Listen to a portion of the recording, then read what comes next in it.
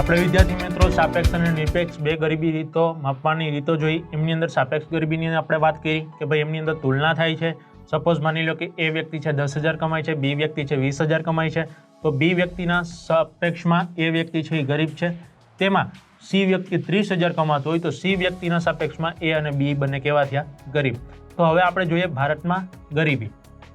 આંતરરાષ્ટ્રીય ધોરણે તુલના થઈ શકે એ માટે 2012માં 2008ના ભાવોએ આર્થિક એટલે કે દૈનિક આવક રૂપિયા $1.90 US નક્કી કરવામાં આવેલું છે।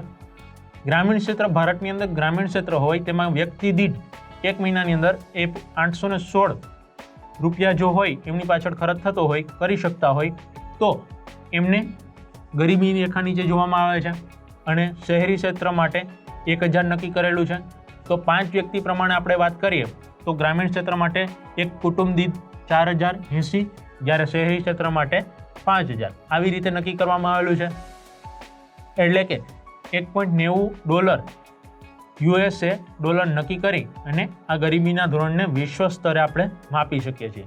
તેમાં પણ UNDP 2015ના રિપોર્ટ મુજબ આપણે વાત કરીએ તો વિદ્યાર્થી મિત્રો ભારતમાં ઈસવીસન 2011-12માં ગરીબીનું પ્રમાણ કુલ વસ્તીના આપણી જે આખા દેશની કુલ વસ્તી છે એના 21.92% હતું। તે પૈકી ગ્રામ્ય વિસ્તારમાં 25.7% અને શહેરી વિસ્તારોમાં 13.7% ગરીબીનું પ્રમાણ જોવા મળે છે। તો આપણે કહી શકીએ કે ભારતની અંદર ગ્રામીણ ક્ષેત્રની અંદર હજુ પણ વધુ પ્રમાણમાં ગરીબી જોવા મળે છે, જ્યારે શહેરી ક્ષેત્રોની અંદર ઉદ્યોગોની સ્થાપના થવાને લીધે એ પ્રમાણ આપણને 50% જેવું જોવા મળે છે। આમ ભારતમાં સૌથી વધુ ગરીબોનું પ્રમાણ ધરાવતું રાજ્ય જોઈએ તો છત્તીસગઢની અંદર 36.93% ગરીબીનું પ્રમાણ જોવા મળે છે આખા દેશની અંદર। જ્યારે સૌથી ઓછી ગરીબીનું પ્રમાણ ધરાવતું જો કેન્દ્ર શાસિત પ્રદેશની વાત કરીએ, રાજ્યની વાત કરીએ તો એ છે ગોવા, એટલે કે 5.9। સૌથી ઓછી ગરીબી ભારત દેશની અંદર આપણને ગોવાની અંદર જોવા મળે છે। ગુજરાતની વાત કરું વિદ્યાર્થી મિત્રો તો ગુજરાતની અંદર ગરીબીનું પ્રમાણ કુલ વસ્તીના 16.63% જોવા મળે છે। તો આમ આપણે કહી શકીએ કે ભારતની અંદર અલગ અલગ રાજ્યોની અંદર અલગ અલગ ઉદ્યોગો, અલગ અલગ ત્યાંની આબોહવા, વાતાવરણ, ખેતી આ બધા જ ઇફેક્ટ એને કરે છે ગરીબીને।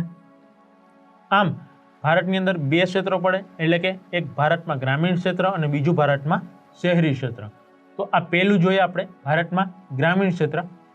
ગ્રામીણ ક્ષેત્રની અંદર મુખ્યત્વે જમીન વિહોણા, ખેતમજૂરો, ગૃહ ઉદ્યોગ કે કુટીર ઉદ્યોગના કારીગરો, સીમાંત ખેડૂતો એટલે કે નાના કદના જે ખેડૂતો છે જેમની પાસે બહુ ઓછી માત્રામાં જમીનનો ટુકડો હોય એવા લોકો, ભિખારીઓ, વેઠિયા એટલે કે જે કામ કરે છે પણ એને એટલા પૂરતા પ્રમાણમાં યોગ્ય આવક પ્રાપ્ત નથી થતી, વેઠ ઉતારે છે તેવા, મજૂરો, જંગલો કે પહાડી વિસ્તારમાં રહેતા લોકો, જનજાતિઓ, કામચલાઉ કારીગરો વગેરે ગરીબી રેખા નીચે જીવન જીવતા હોય છે।